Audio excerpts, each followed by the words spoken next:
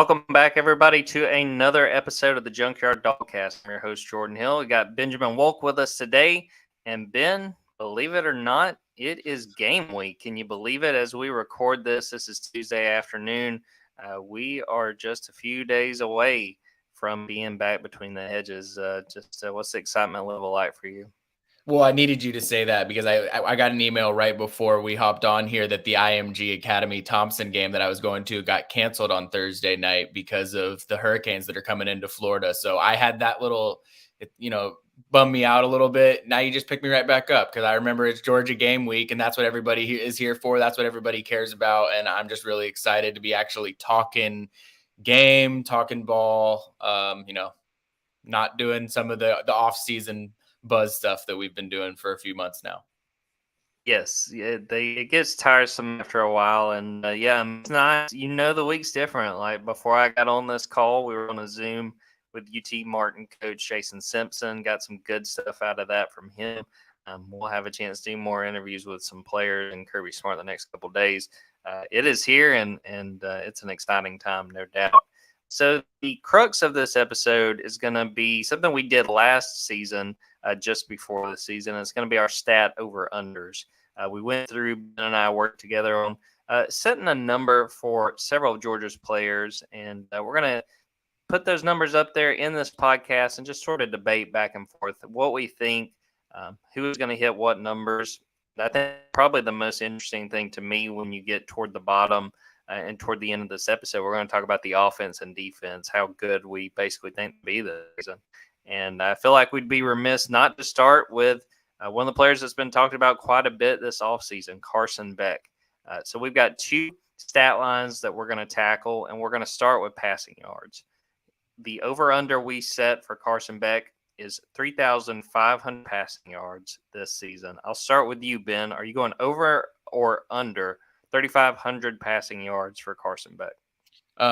For starters, I think I'm pretty sure you all brought me on board specifically for this degenerate episode where we just talk about these over-unders. I was made for this. Let's see here. I'm going to go over with Carson Beck on the passing yards. I think 3,500 is a good number. I just feel like, and we've talked about this some, I feel like Georgia's going to have to open it up a little bit more, and we'll talk about this as it relates to some of the other over-unders that we do as well. But I just think that there's going to be more wide receivers on the field than normal, and I think that's going to lead to more passing yards for Carson Beck. I think he's going to be able to push the ball downfield. So I'm going to go over 3,500 for Carson. I believe I am as well. And I was honestly, when we were looking at these numbers, tempted to put that number a little higher. If you remember, in last year, Stetson Bennett was the first Georgia quarterback to ever hit 4,000. And I was thinking, do we set it like 3,700, 3,800? I think 3,500 is a fair spot to put it for a first-time starter.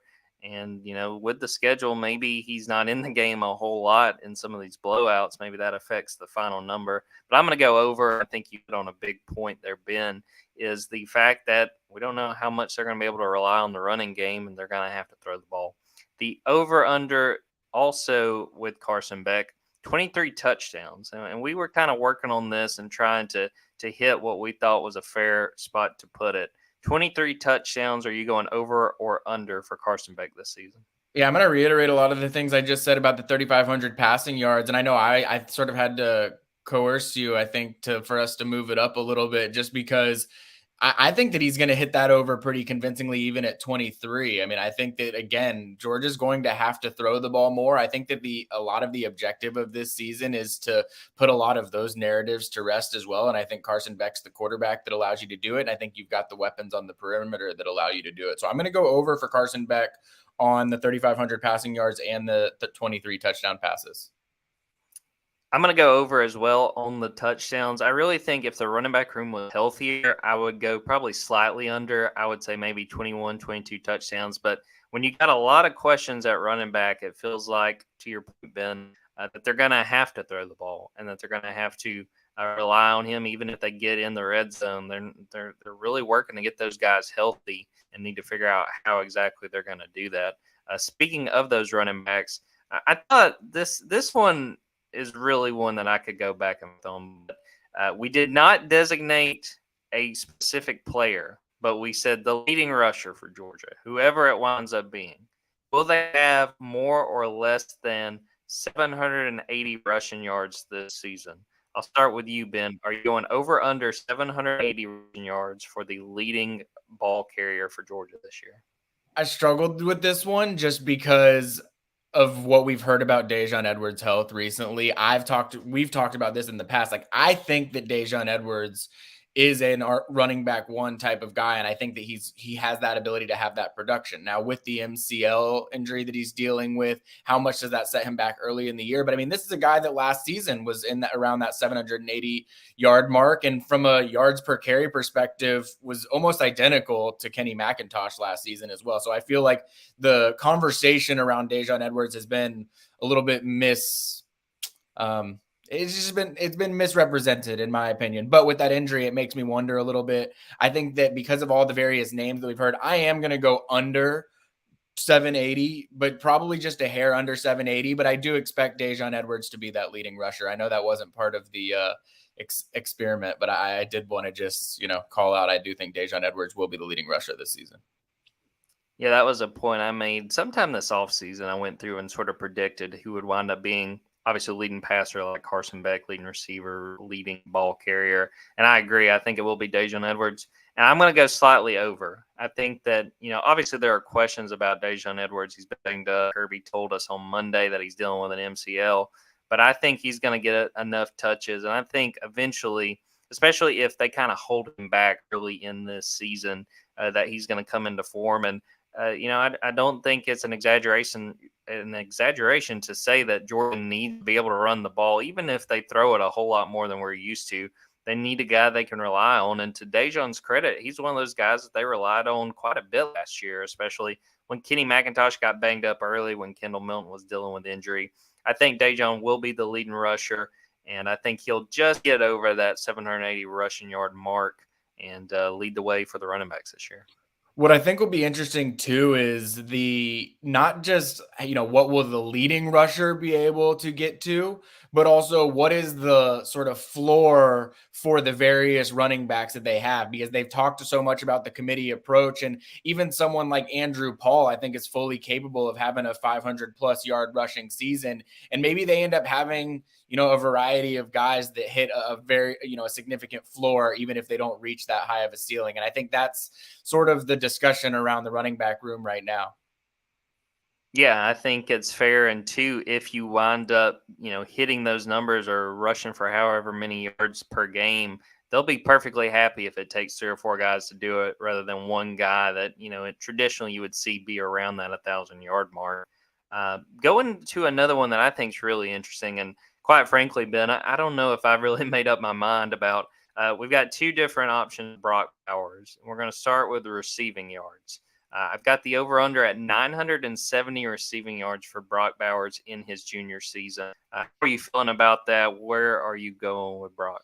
I feel like I don't want my answers to feel like I'm sliding Brock here, but I think it more has to do with the fact there's a few things at play. One, I think, as I've mentioned already, Georgia's wide receivers are as deep as they've been. And I think that Georgia is going to try and get receivers on the field and get them involved in the offense as much or more than they ever have. So I think that's a big thing at play here. The other thing is the no Darnell Washington factor is something that I think is going to take a lot of us time to realize how much of an impact that really is going to have. I mean, Kirby Smart sort of out of the blue yesterday brought up 12 personnel and how you've really got to feel like you've got 3 guys waiting around to be able to play, to be able to be running 12 personnel like that. And I don't know that they feel that way right now with Lawson Lucky out. So I think we're just going to see so much less 12 personnel than before that I think Georgia's going to be asking Brock Bowers to be doing things, not just in the passing game that they've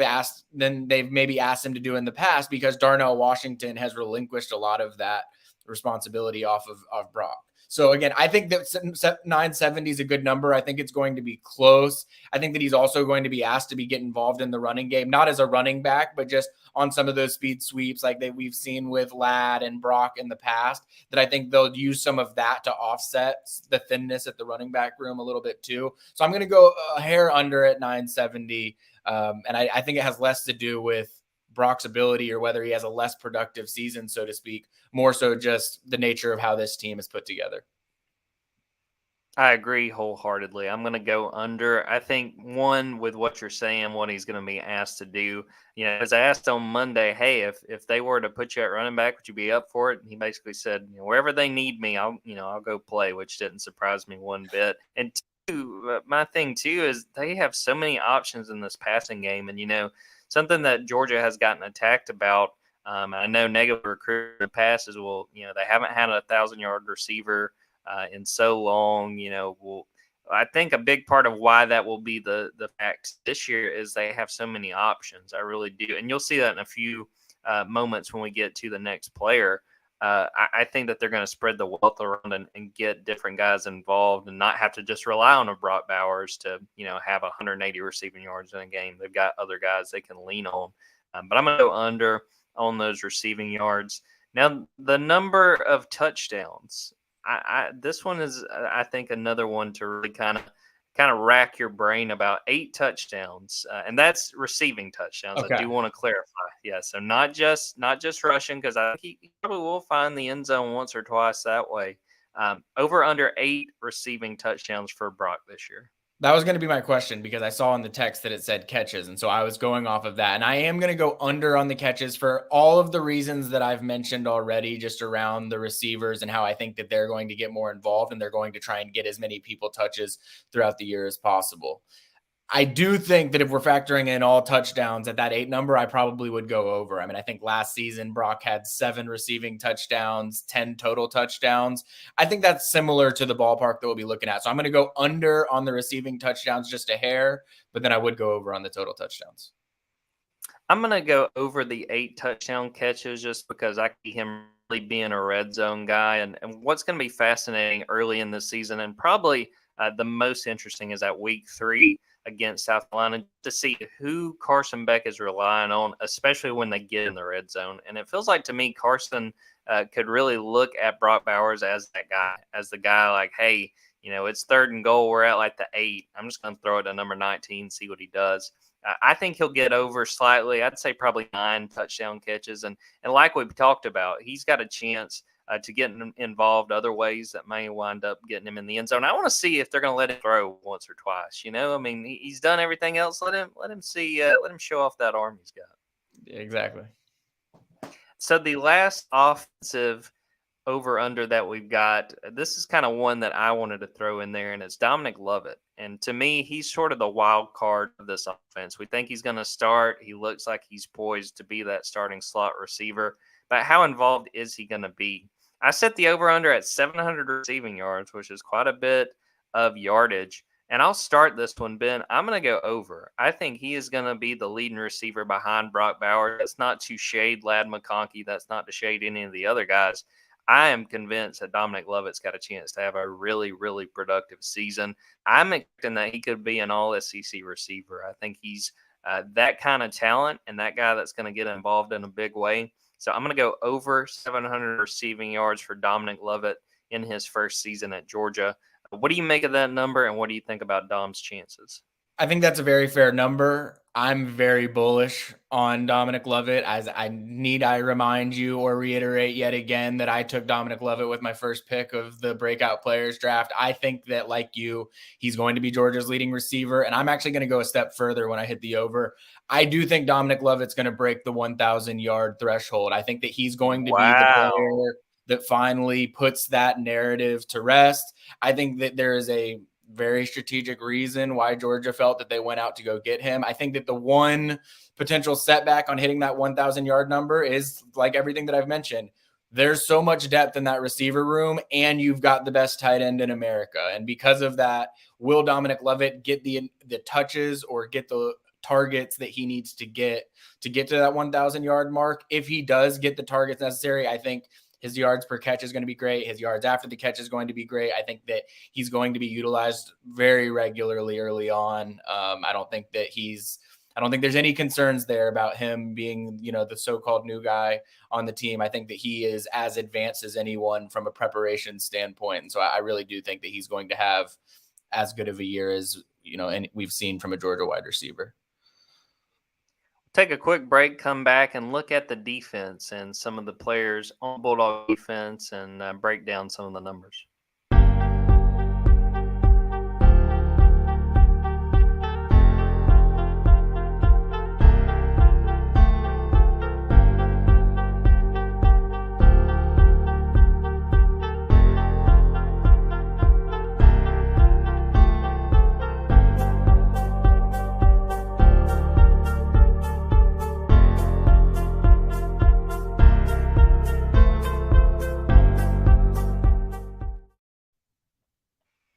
Welcome back, everybody. Well, yes, we're going to go to the defensive side of the ball with these over-unders, and we're going to start with Jamon Dumas Johnson, very productive tackler, second leading tackler last season.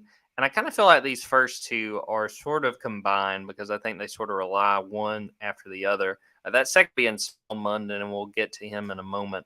But Jamon Dumas Johnson, I set the over-under for 75 tackles this season. Ben, are you going over or under 75 for Pop? I might you surprise people with how I end up doing these two, but I'm actually going over on Jamon Dumas Johnson. I think that I think he would have hit that over last season if I'm not mistaken. But I also just think that this defensive line this year, I do not expect to be as ready early on as some of the defensive lines that we've seen from Georgia. Do I think that that's going to be a problem or a long-standing issue?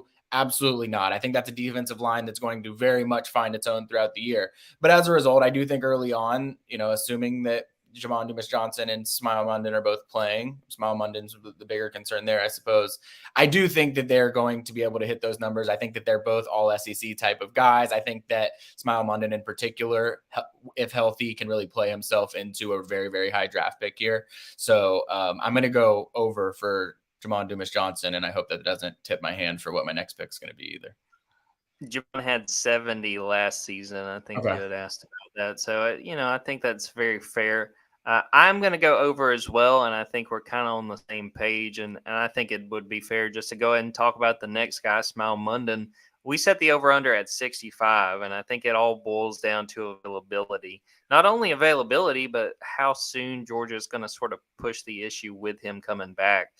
But Ben, I'll start with you on Smile. Over 65 tackles. How do you see that playing out? If Smile's healthy the whole time and he can go the whole way, I think that 65 is I think that's easy money for Smile Munden. I really do. I think that when I look at the upside between he and Jamon Dumas Johnson, like from a draftability standpoint, I think that Smile Munden has that. Similar maybe to, and I mean different types of players, but similar maybe to the Quay Walker, Nakobe Dean, where you view Nakobe Dean as sort of the face, the head of the defense, but when it came down to it, NFL scouts really loved what they saw from Quay Walker. I think that the same is going to be said about Smile Munden, and I think that he will hit that number, but that is, you see the face that I make when I say that. It's because I'm not 100% sure whether he's going to be ready to go the first couple of weeks or to what his availability is going to be. Yeah, I mean, it all comes down to availability with Smile. I'm going to say he goes over. I'm going to say that he hits that. But I will say with both of those linebackers, sort of alongside with Smile being banged up and seeing how he does, is Xavion Sorey. I think we could see him quite a bit, and I think he impressed in spring. I think between the two, to be truthful, I feel a little bit more confident in Smile hitting 65 than Jamon hit 75, and it kind of just comes down to how athletic Smile is. He is all over the field, and I think that both are very capable of hitting those numbers. But you have Xavier Story in there. It really interests me on just what sort of the snaps look like and what they're able to accumulate over the course of a season. You bring up a great point there because with Jalen Walker, maybe even some of the freshmen, if they can get involved, I mean, it's a very deep room that Georgia has a lot of faith in. And so given the schedule, and I know Kirby Smart will never talk like that, but given the schedule, what it might present them the opportunity to rotate guys, it could limit statistically some of what Dumas Johnson and Smile Munden are able to do. Going to that defensive line you mentioned a few minutes ago, Mykel Williams led the team in sacks last year with 4.5 sacks. So I've set the number at 5 sacks for the sophomore. Basically saying, is he more productive in terms of getting sacks this year, or is it about what we saw last year? So then I'll start with you. Over under 5 sacks for Mykel Williams this year. I am going to go over on that, and I'm doing that solely because I just wrote the article about Georgia players talking about this offensive line and Warren Brinson talking about how they really never get this offensive line clean and that Mykel Williams might have gotten them clean twice throughout camp. So I'm just banking on Warren Brinson's words. I'm taking Warren Brinson at face value saying that Mykel Williams might be the only defensive lineman around that's good enough to beat this Georgia offensive line. And if that's the case, I think that he can get to 5.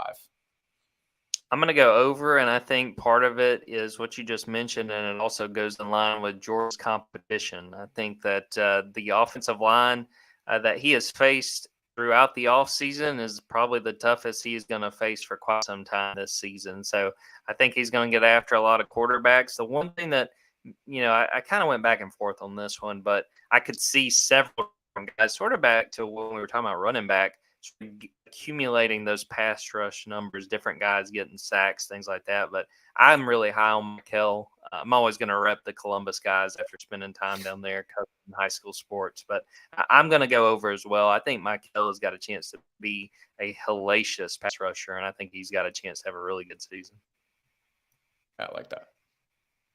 Going to the secondary, this is the last of our players that we are looking at, and is Javon Bullard going to be moving from star to safety. Set the over at 2.5 interceptions. I believe he had 2 interceptions last year, and I think they both came in that national title game. How are you feeling about Javon? Would you go over or under 2.5 interceptions for him this season?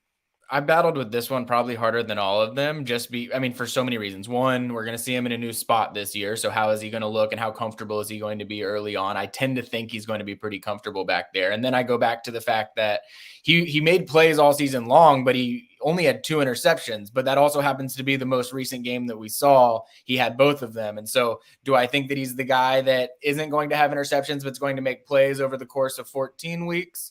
Or is he the guy that's going to make 2 interceptions in a game? Because if he has a 2 interception game this season, I feel like he's going to hit that 2.5 over pretty easily. So I hadn't even decided on this one until we got here.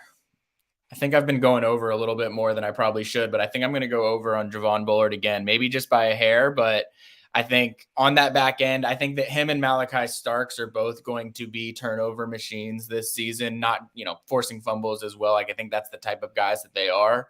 And I think having both of them back there probably opens up opportunities for Javon to have a few more. So yeah, I'll go over just narrowly. I'm going to go under, but I do think this is one of those that's very competitive, and it kind of goes to what's really interesting, and I don't want this to sound like it's a knock on the Georgia defense, but if you look over the course of a season, a lot of the time they don't have a lot of turnovers, and a big part of that is, a lot of teams don't sustain drives. They don't have a whole lot of opportunities to fumble the ball or throw interceptions. I'm going to go under. I kind of feel like a guy like Kamari Laster could sneak up and wind up leading the team in interceptions with probably 3 or 4. But I think Javon is fully capable. That's one of those things with these numbers. You said it where you're going, man, could I get a different number at that? Because I think Javon is going to be very productive. And Ben, I want to get your thoughts on this too. How do you think he will handle moving to safety? I think he's going to do really well, but wanted to get your thoughts.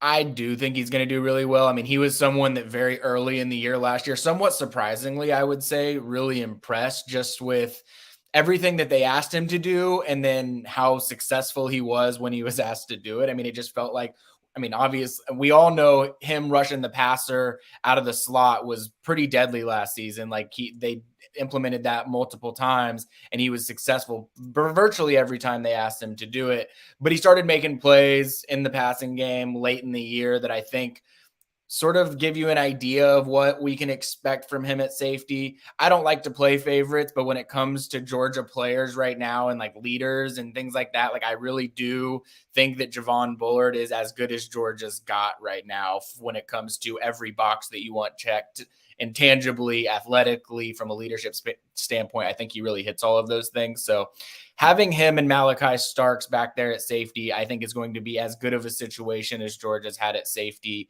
period, under the Kirby Smart era. And I'm really excited to watch it. Yeah, I think he's got a chance to be very, very productive, and it's going to be something fun to watch, especially early in the season as we see him settle in. So now both of these final over-unders are looking more big picture, and we're going to start with the offense. And this is going to be points per game. Over-under of 41.3 points per game. And first, Ben, do you know the significance of why I picked 41.3 points per game? Is that Bobo's number as last year as OC? That is the record, 41.3 points per game that Mike Bobo's last offense set at Georgia. So do you think this will be a record-setting offense in terms of points per game? Or are you going over under 41.3 points per game?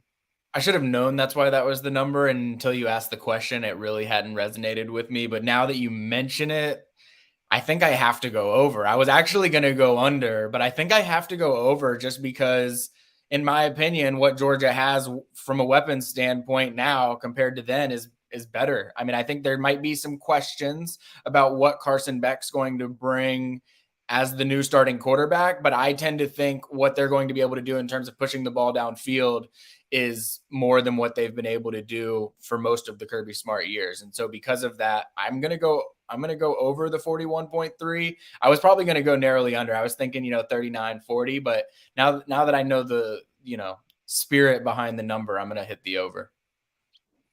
Yeah, I planted that little nugget for you there. And do you think that it's a very interesting number? And obviously, that would be a huge accomplishment. I'm going over as well, and there's two parts of it.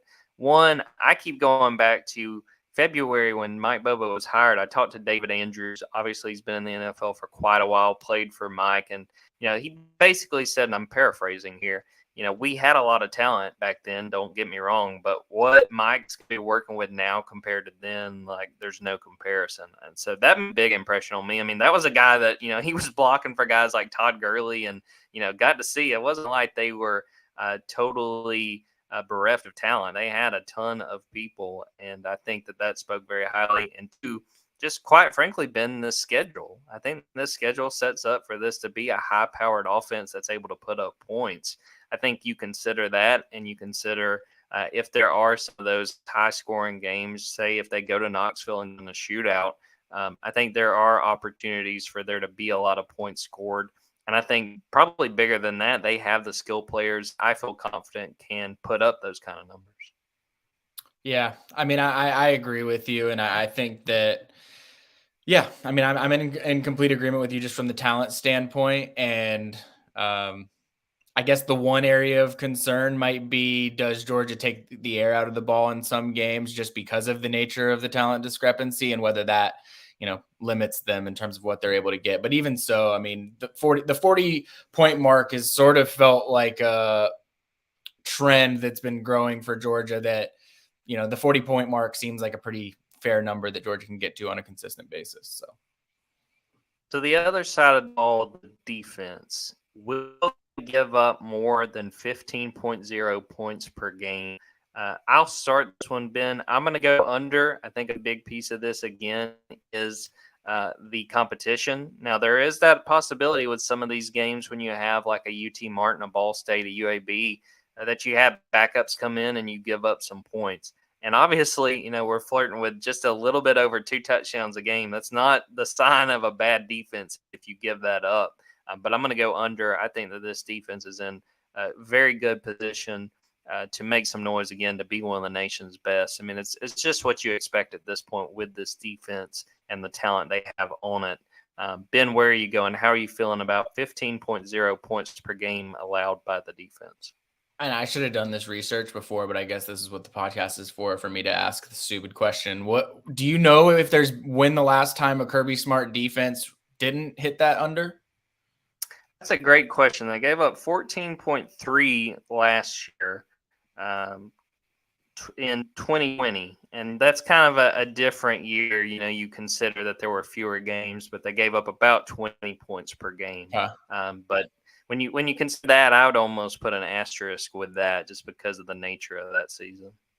I mean, I think I'm going to go under because it's really felt like, 12 to 13 is sort of the number that Georgia's hovered around pretty comfortably. And it's tough to say because, again, if you're scoring 42 points per game, the opponent's going to be throwing the ball. They're going to be trying to score points late in the game.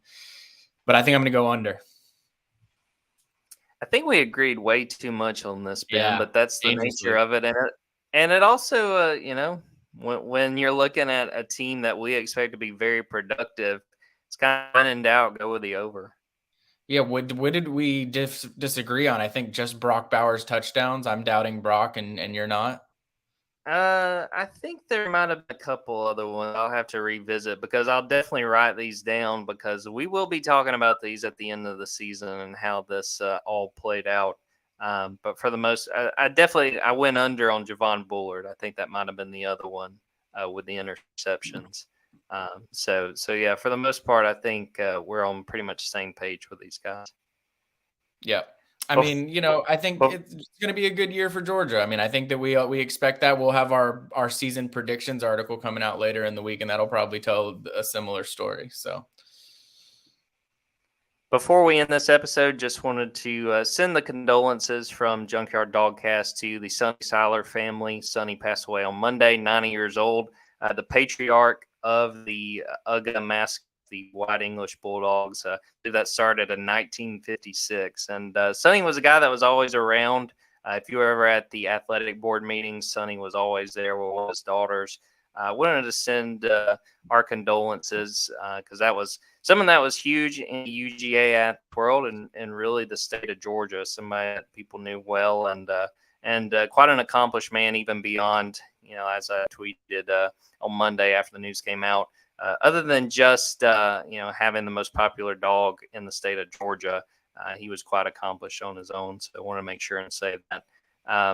We are going to get out of here on that. I would tell everybody to keep an eye out on Thursday.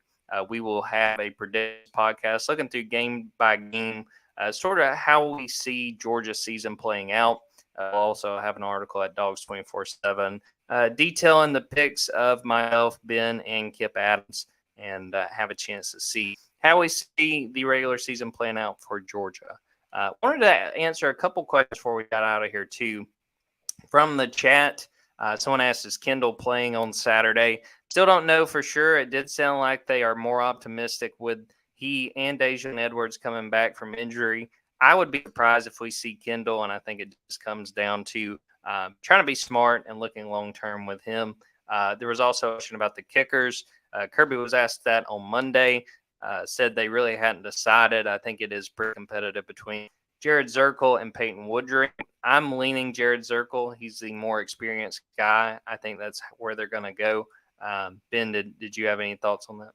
yeah, just because we need to disagree some on this podcast. I mean, I'm leaning Peyton Woodring, and I feel I just think he's got the leg to do it. I know that Kirby struggles to trust a freshman kicker, I'm sure, but I think he's got the leg for it.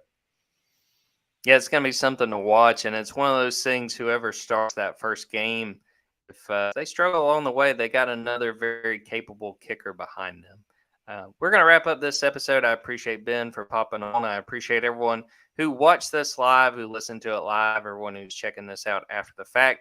Be sure to go to dogs247.com and subscribe. We have had a ton of content, which you would expect game week, getting ready for the start of the season, and we will have more as well. And also be sure to go subscribe on YouTube to Dogs 24/7. We've got all the press conference videos, all of these podcasts, plenty of stuff to watch on there, and plenty of content to come. So for Benjamin Wolk, I am Jordan Hill.